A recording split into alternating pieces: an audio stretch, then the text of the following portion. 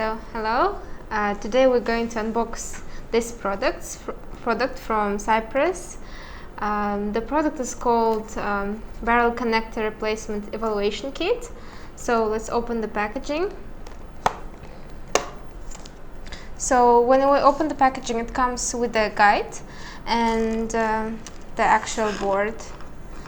So this board is used to replace the barrel connectors that we have for devices like shavers or phones or modems that we have at home. So we can replace those connectors with universal USB Type-C connectors like this one here.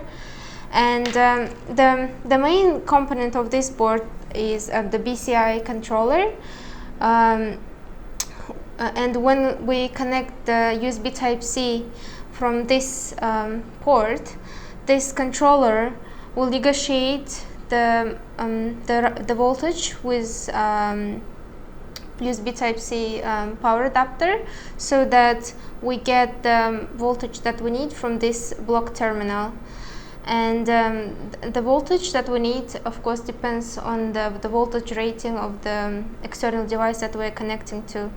So the setup is quite simple, and we have 5 different voltage levels that we can achieve, from 5 volt to 9, 12, 15 and 20 volts.